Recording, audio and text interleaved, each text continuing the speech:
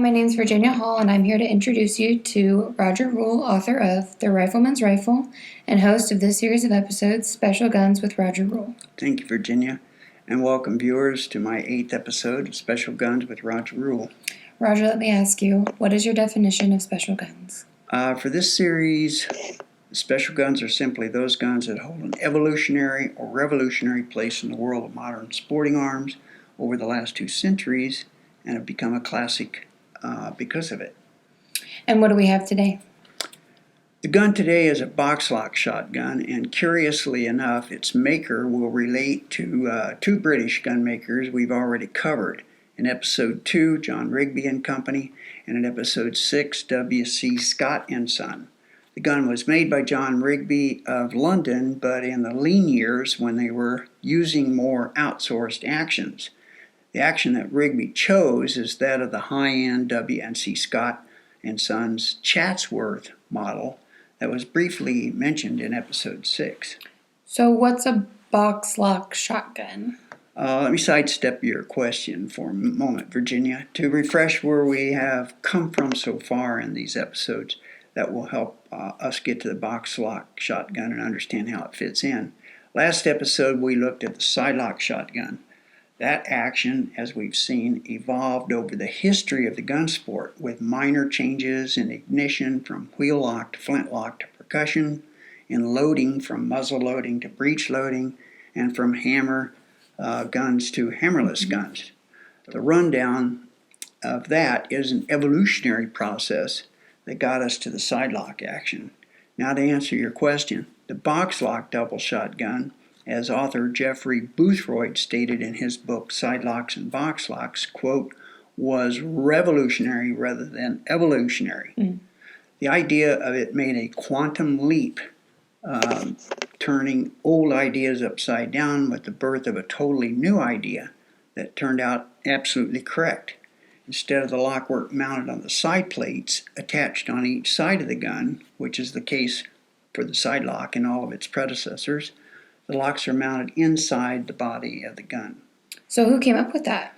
This was the patent of 2 employees of the gun-making firm of Wesley Richards of Birmingham, an old company founded in 1812. We'll be talking more about that company in later episodes. The 2 men were John Dealey, a manager, and William Anson, a foreman. Anson, I've heard you mention that name before.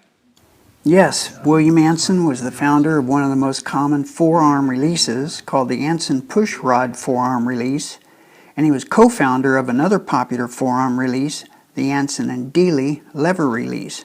Both are still used today, and that co-founder with him, John Dealey, was also the same Dealey in inventing the box lock with William Anson. The 2 men jointly patented number 1756 in 1875. This is today what we call a box lock, or sometimes an A&D action in honor of its inventors. In addition to its revolutionary lock system, it was the first successful hammerless shotgun that cocked by the fall of the barrels. Both men would continue to obtain other patents independently of each other, but they will be remembered best for their great patent of 1875, the first box lock. Soon after its introduction, other gun makers licensed with Wesley Richards to use it. The author, Boothroyd, stated, and I quote, "There can be no doubt that the A&D action has been the most widely manufactured type of side-by-side sporting shotgun ever," close quote. We can't even begin to name all the great boxlock shotguns. While many are not true A&D actions, it is the A&D action that spawned all the other box locks. Here in America, the great A.H. Fox was a box lock, as were those by Parker Brothers, the Winchester Model 21, the Ithaca, and the Lefevre. From Sweden, there were some high-grade box locks by Husqvarna. From Germany, there were many, including best grades by J.P. Sauer & Son and the great Hal Lindner version of the Charles Daly box lock. And from England and Scotland, there were many British makers that developed their own versions, and most were very high-end guns. And today, there are great box locks being made in Italy and Japan and many other countries. which all goes to support Jeffrey Boothroyd's claim that the boxlock is, quote, the most widely manufactured type of side-by-side sporting shotgun ever, close quote. Although outwardly boxlock actions look very similar from one maker to another, Boothroyd pointed out that inwardly they each made their own modifications, and there are a large range of differences in minor mechanisms, some getting around certain patents, some with actual improvements, but the basic actions are still all boxlock types. The major complaint is that they all look alike. Over the years, makers have strived to make them look different. Some of the major ways to give them more elegance and make them stand apart include different designs of fancy backs, also different sculptured metal and wood on the sides of the actions, and some have inlaid false side plates that give the appearance of sidelock actions. The Rigby boxlock I chose to show today is a very typical version of the boxlock action. In fact, it is a perfect example of the quintessential boxlock made in England, where this action all started. And this is also 12 gauge. It is in 12 gauge with 28-inch barrels with 2 3/4 chambers, choke modified, and improved cylinder. But before we get into the specs of this special shotgun today, let me tell you my first experience with it. When I first got it, like any new gun to me, I wanted to take it out to the range to see how it handled, see how it shot. My daughter-in-law had a standing request for me to go with me the next time I went to the club. She had inherited a Colt 357 Magnum, which is the predecessor to the Trooper, and she'd never shot any gun before, let alone that handgun. And so I made the arrangement and included her this day that I went out to the range. First thing I did was give her some safety instructions. Then we went down to the pistol range, showed her how her gun worked. I also gave her some shooting tips, and then I demonstrated how it worked. And we were shooting 38 Special, not 357 Magnum, since it was her first time. And then she shot. She did just like most people do. Didn't shoot well at first, but I noticed what I thought she was getting a flinch.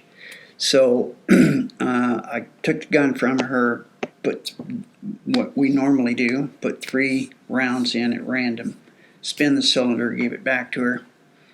And the first time she shot on an empty chamber, she moved her hand like that. And she was surprised herself. And I told her that's called a flinch, and being a nurse, she explained to me why that happened. She overreacting for the compensate for the recoil. So I told her the next round was empty, and so she fired, and it was not empty, and she hit the target real well. So from that point on, she got rid of her flinch and improved to actually shot pretty well before. We next went up to the trap range to shoot this gun, and we have several trap ranges, and they're all voice activated.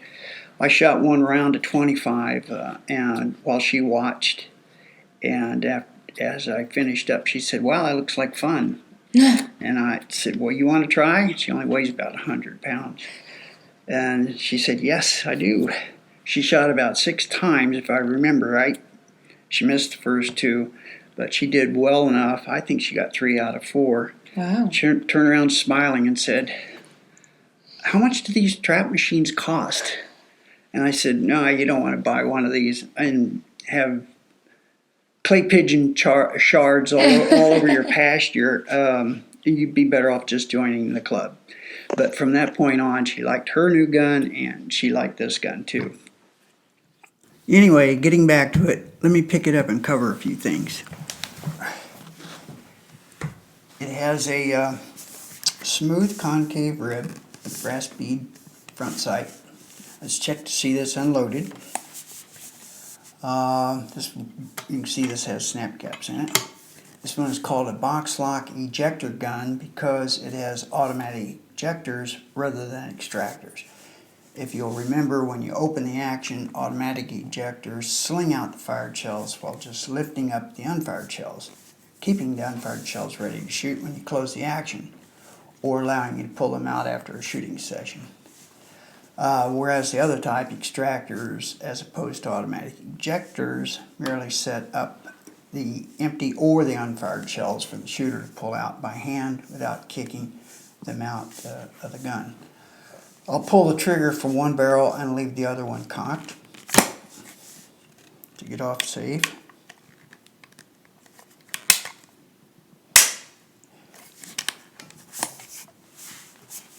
Could be good.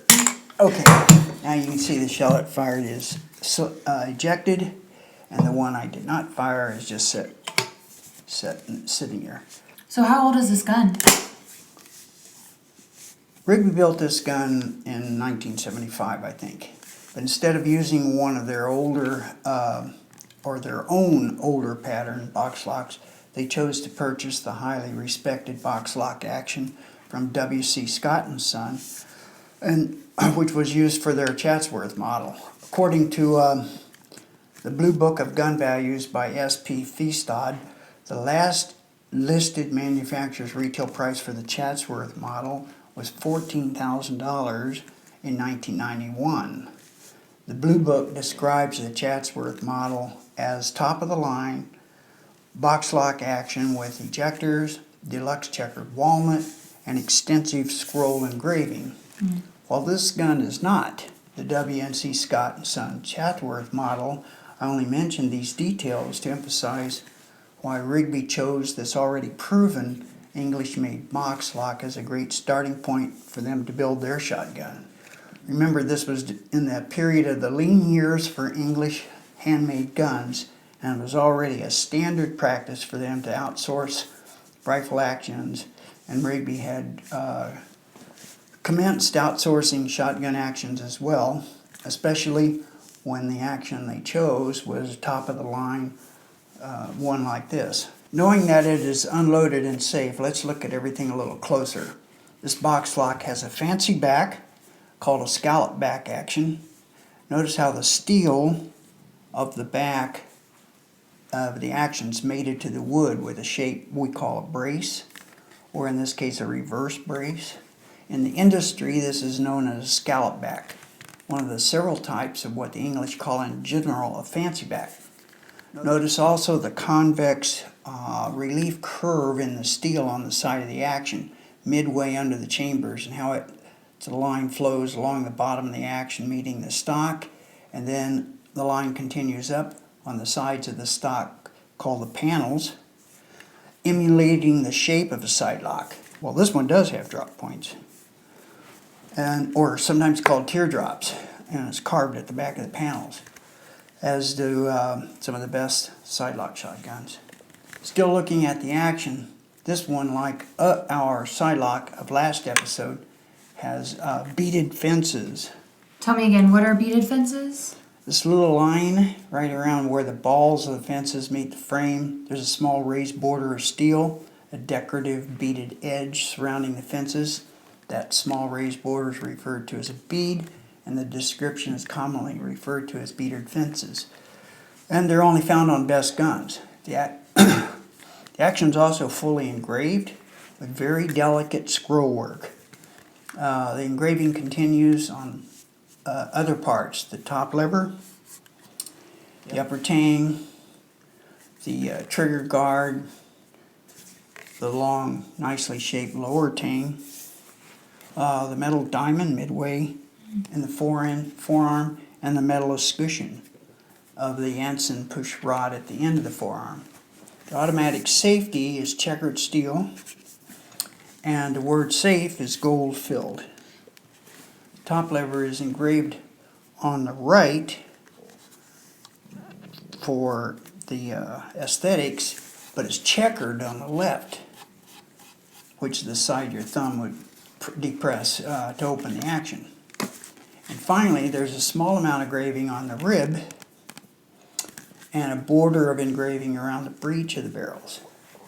For inscriptions, the right and left sides of the action are inscribed John Rigby and Company, both sides, and the smooth concave rib is inscribed John Rigby and Company, 13 Pall Mall, London, SW1, exactly as was the Rigby rifle we looked at in episode 2 of Special Guns.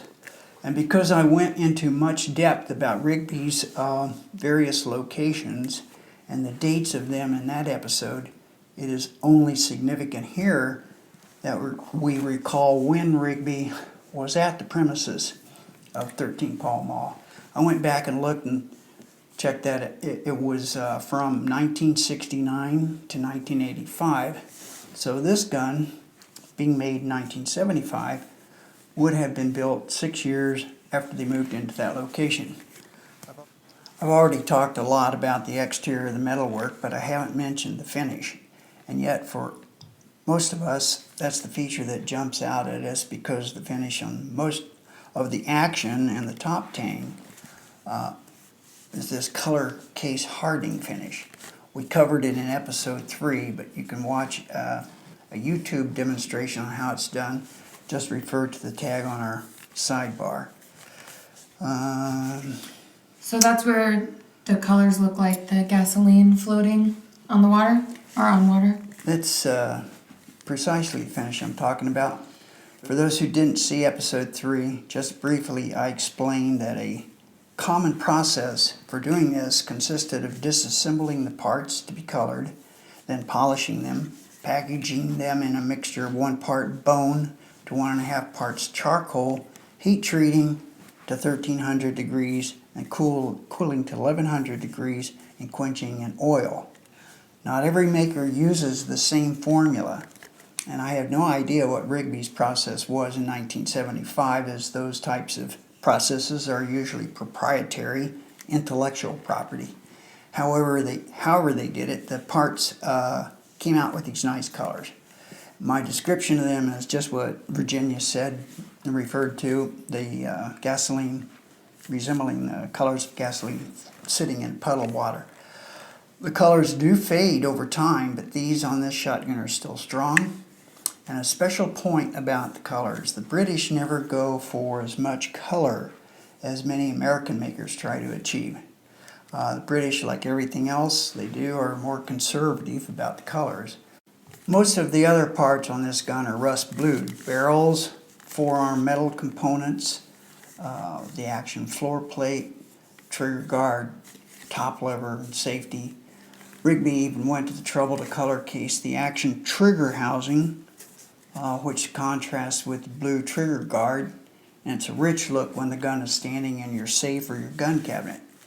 I will have to say this is my favorite finish, and I think because of the color case hardening, the shotgun to me has an outstanding look.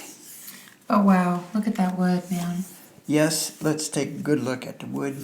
Today it's not too hard to find nice wood, even great wood, if you want to pay through the nose. But in 1975, when this gun was built, wood like this was very rare. And this is the stockmaker's favorite wood, English walnut. Usually we try to give the figure some type of description. This would not be marble cake to me. I would call this a combination of dark streaks, which is in itself makes the grade fancy. But this wood figure also has a lot of fiddleback figure. See it on both sides. Combination of these types of figures make this wood very high grade. I also look to see if the forearm wood matches with the same color and figure, and this one couldn't match any better. I would guess both pieces are cut from the same blank, which best gun makers usually seek to do. The checkering is cut perfectly. The forearm checkering is wraparound, and it's a point pattern terminating with 6 points. The grip checkering is also point pattern with 2 points each panel, and it's wraparound both underneath the toe and over the wrist. A pattern consistent for best gun. The borders are a combination double and single borders, very well planned and executed. All the metal to wood inlays that I mentioned earlier are excellent wood to metal fits with even borders and perfect symmetry. The final touches are the gold oval and the toe line for owner's initials, and this one's vacant, and a 3/4 inch leather covered recoil pad with the leather dyed to match the wood.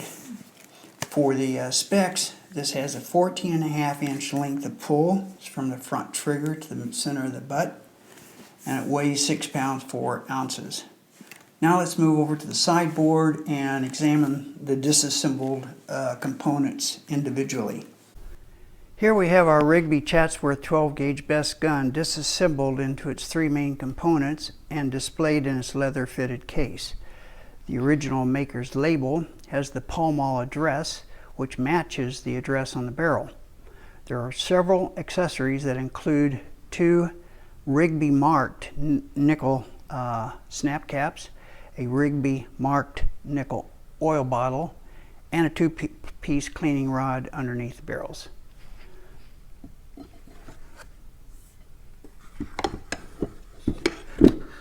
Looking at the forearm first, we see how the Anson push rod works.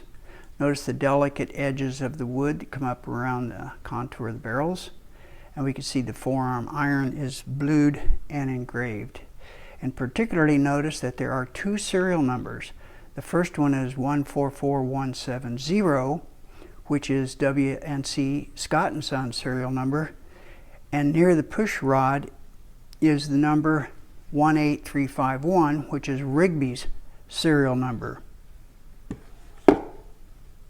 Looking at the barrels, on the bottom side, the part that mates to the action is called the barrel flat. On the barrel flat, you can see the 2 chopper lumps, sometimes called Purdy underlugs. The facing curve cutout goes around the hinge pin. The 2 square cutouts or bites on the back side are for the action's locking bolt to engage in locking up the action. About 4 inches forward, you can see the forearm lug. On its base is inscribed "Made in England." On the flats, we see .729 on both barrels, meaning that was the barrel bore diameter when it was proofed. It shows it was also proofed for 12 gauge with 2 3/4 inch chambers and for 3 1/4 tons per square inch. These are important markings if you buy a used British shotgun, as many of them were chambered for 2 1/2 inch chambers and proofed at 3 tons per square inch. And there's the British crown proof mark on both flats. The automatic ejectors are part of the barrel system. On the left barrel, we see Rigby serial number again, 18351, but no W&C Scott & Son serial number. The latter serial number may have never been inscribed or most likely polished off during Rigby's finishing stages, as we know the barrels must have been supplied by W&C Scott & Son, or the forearm would not have carried their serial number. Picking up the stock and receiver on the water table, we see W&C Scott serial number 144170 and Rigby's 18351. Also, there are 2 British proof marks on each barrel side of the water table. Several sources give us a list of different British proof marks showing when and where, Birmingham or London, they were used. The Blue Book of Gun Values is a good reference source. The ones shown on this gun are the crown with the letters BNP under them, which mean they are that's the definitive nitro proof mark. It's modern powder. It's used in Birmingham since 1954. Finally, notice the square cutout in the bottom of the receiver. That meets up with the front barrel locking lug, and when it shows on the bottom of the receiver, it is called a platform lug. We have already covered the exterior inscriptions, engraving, and finish, but while we have this close-up Look at the nice case coloring of the action sides, contrasting with the bottom, with the blue action bottom cover. Lastly, I did a price comparison between the W&C Scott & Sons Chatsworth model and the Rigby boxlock ejector using the Chatsworth action. I had to use 1991 for the date of comparison because that was the last year Holland & Holland made the gun and the last year we have a manufacturer's suggested retail price, which, according to the Blue Book of Gun Values, was $14,000. In 1975, the manufacturer's suggested retail price for the Rigby was 2,100 British pounds. The pound was worth $2.28 then, which would convert the pound value of the price in 1975 to $4,788. Using an inflation calculator, $4,788 in 1975 would equal $12,138 in 1991. That would have been the retail price of Rigby in 1991, still a couple of thousand less than the W&C Scott & Sons Chatsworth, as made by Holland & Holland, the then owners of the W&C Scott & Son brand. If Holland & Holland had to charge the equivalent of $2,000 more for their Chatsworth action using the W&C Scott & Son name than what Rigby charged for their best gun with the same action using their name, then that might explain why Holland & Holland discontinued the line. And there must be something to that, since one of these brands continues and the other does not. For me, even if they were the same price, I would rather have had the Rigby, at least in this country, because Rigby has a much stronger name here today than W&C Scott & Son. But it was probably not that way in Great Britain at the end of the 19th century. That's it for today.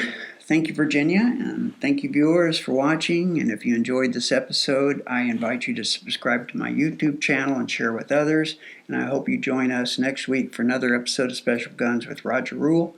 I'm planning to get back to a very special rifle that you don't want to miss.